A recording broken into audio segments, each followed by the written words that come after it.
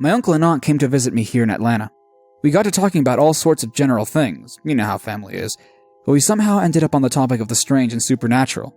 This is when my uncle started telling me his story, a story that he says will haunt him all the way to his grave. I stopped him 2 minutes into it and got my laptop because I wanted to record it. These are his memories, almost word for word. You recording? You are? Okay. And your friends on the internet will be able to hear this? Alright. We'll warn them that these are just an old man's memories. Okay, so back to the beginning. So I graduated from Fordham in 1974, and I still had no idea what to do. Times were different then. We were able to find jobs easily. Jesus, I remember companies practically begging us to do work for them. But I didn't want to do some shitty desk job for the rest of my life, so I waited. Then one day, while flying to visit your aunt on Thanksgiving, I caught myself being fascinated with the complexity of air traffic systems. That's all it took. I decided to become an air traffic controller. By the time I turned 27, I had passed all the necessary tests and have accumulated enough experience to be hired and work without supervision. The thing with air traffic controllers is that you don't really get to choose where you're going to work in the beginning. Sure, we all wanted to work at JFK or Hartsfield-Jackson, but those jobs just weren't available to us rookies. So I had to take a job in a bumfuck little town in Iowa called Atlantic. It was literally just a single landing strip in a damn cornfield, but I had to pay my dues, and the money was alright. Now, small airports like these usually only work 8 to 5, but this particular strip was in such a geographical location that there were a lot of flights going above us at any time, so we needed to stay open until 4 a.m. in case of emergency landing. By staying open, I mean I had to sit in the control tower and there was one security guy sleeping in the airport's only terminal. Wasn't that bad. I'd bring my books and crossword puzzles, and I'd spend hours on the phone with your aunt.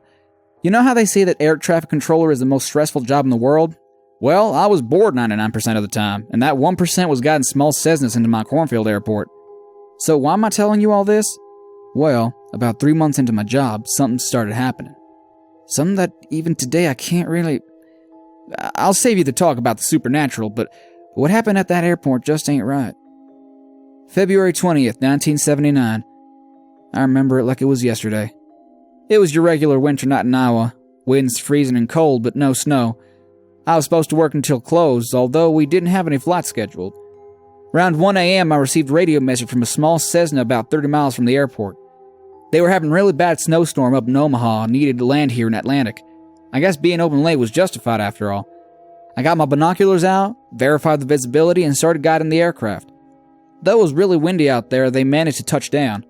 I looked through the binoculars to verify the landing went okay, and that's when I saw her for the first time. Just walking down the runway as if it were a normal street was this... woman? Shit, I don't know. Now, there were about 100 things wrong with this situation. First of all, the woman was wearing some sort of short summer dress or a nightgown, and she was barefoot, believe it or not. A normal person would be cold dressed like that during the summer, let alone our winter. And then you had to wonder what in the world was this person doing walking down this active runway, and how the hell did she get there to begin with? Flight 84, this is Alex from Air Traffic Control. Do you happen to see a woman walking down the runway towards you? I asked the pilot who had just landed. Let me check, the pilot answered. Still watching through the binoculars, I saw him open the door of the plane, then get out. He started walking towards the woman. Not gonna lie, at this point I was having a lot of fun. Not much happened in Atlantic, Iowa, and this certainly was entertaining. I couldn't wait to hear her story. My bet was that she got in a car accident near the airport. Well, the pilot walked up to her and I could make it that he was saying something. I saw, still through the binoculars, her lean to his ear and almost whisper something to him. He just stood there for a good 10 seconds with neither of them moving. She was still leaned close to his ear. Then he snapped out of it, I guess, turned around and literally sprinted to the plane. When I saw the propeller start to rotate, I jumped on my radio. Flight 84, what are you doing? No answer. Flight 84, I repeat, what is happening? Nothing. Then the plane started moving, speeding up. Flight 84, you do not have permission to take off. I repeat, you are not cleared for takeoff. But there was no answer. That damn Cessna kept speeding up and then took off. Nothing I could do, really, besides making sure that no other planes were above us at the time. I tried one more time.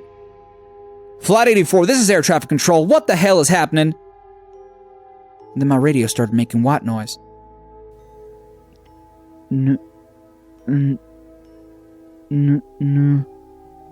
Was all I could hear coming from the radio. Flight 84, please repeat, you're breaking up. What a night, I thought to myself. Radio started transmitting again. Run, run, run, run! Flight 84, did you say run? Please repeat yourself. But nothing came out of that damn radio. The plane was long gone. I was sinking in my chair trying to decipher what in the fuck just happened. Pardon my French. Run? From what? What the hell? And then it dawned on me. The woman.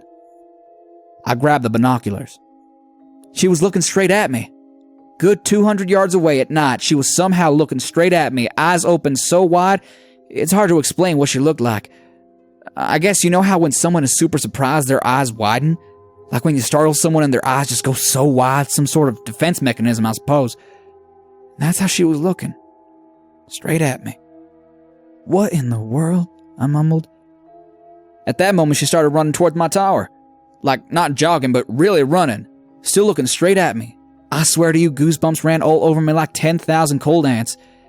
You know I'm not one to get scared. Shit, I spent 6 years in NAM. But something about the situation. Something about that pilot telling me to run and this woman running towards me. Something seems so wrong. Joe, are you there? Joe? I blurted into the radio. Joe was on night security guard. He didn't answer. Shit.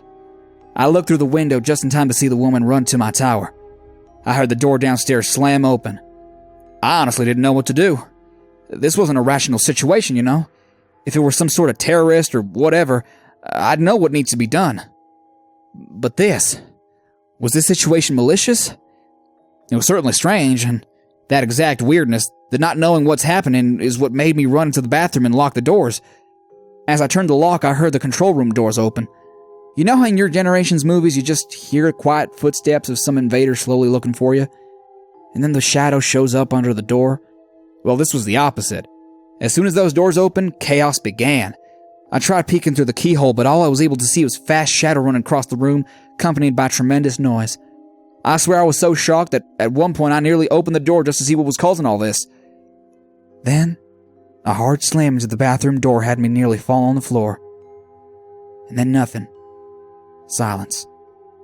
I could lie and pretend I was brave enough to get out of the bathroom soon after, but I wasn't, I'll admit it. I stayed there the whole night waiting for the morning shift. Around 7:45 in the morning, I heard a familiar voice say, "What in the fuck?" It was Clark, the morning shift controller.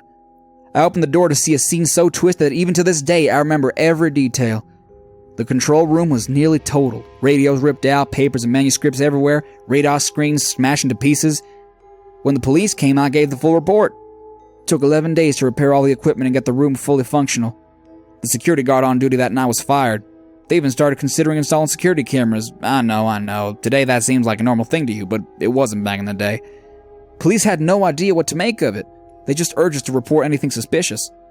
I used the 11-day break to sort myself out. By the end of that forced vacation, I was convinced that all of this was caused by some deranged woman, possibly a mental patient. Whatever made me sleep at night, right? I came back to work on March 4th. I was a bit worried about working nights again, but I was convinced that whoever did this was far gone by now. The next month or so was pretty uneventful, just how I liked it. Iowa was scheduled to get hit with a big snowstorm that day.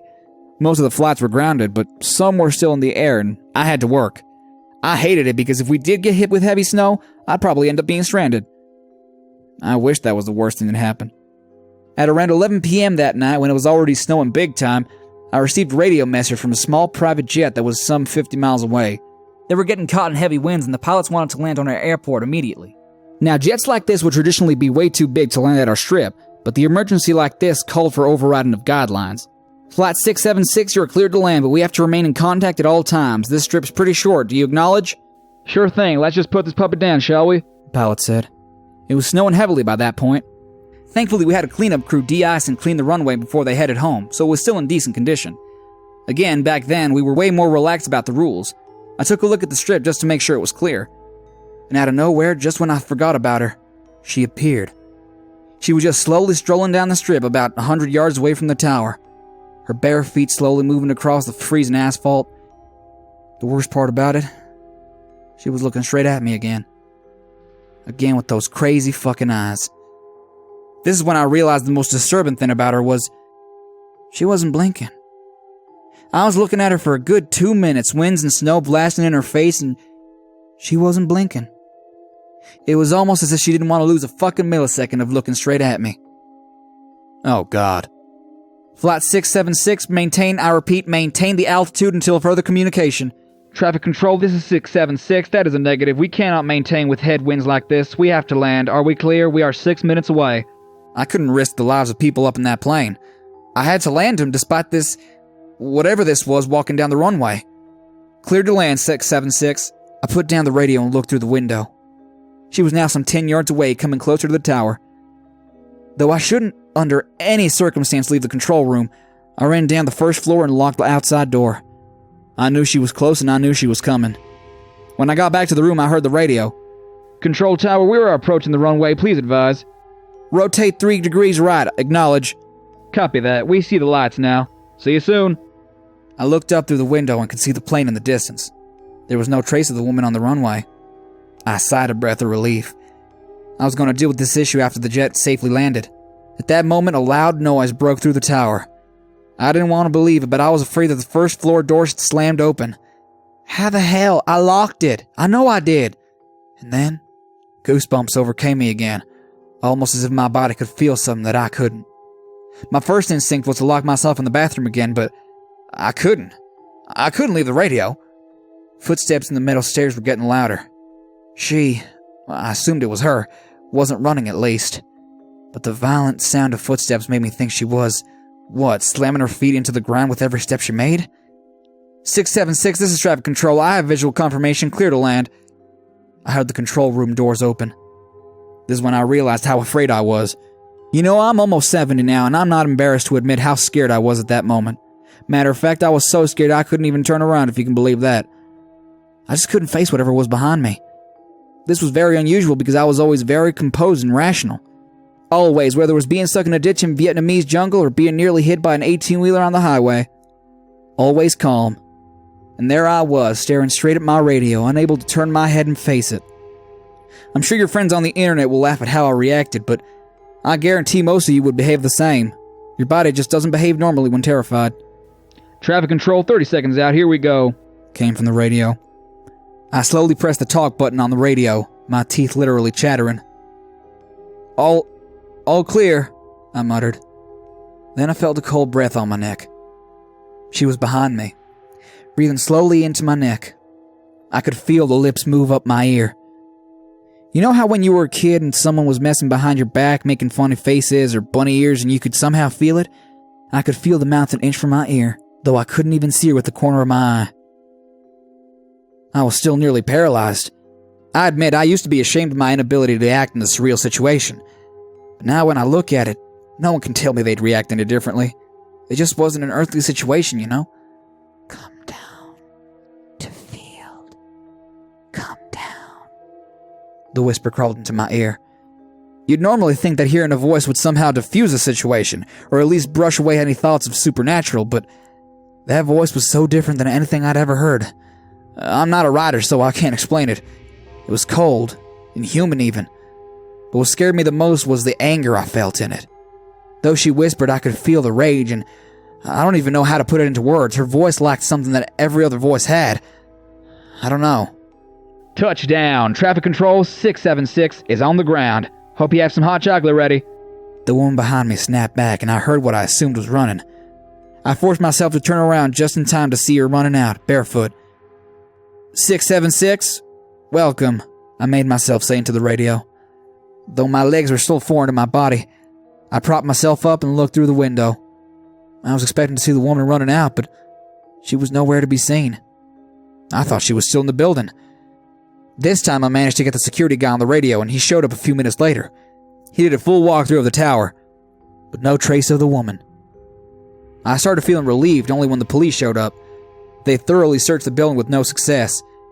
They did notice a trace of footsteps coming from the neighboring cornfield to the tower, but there were no prints coming back.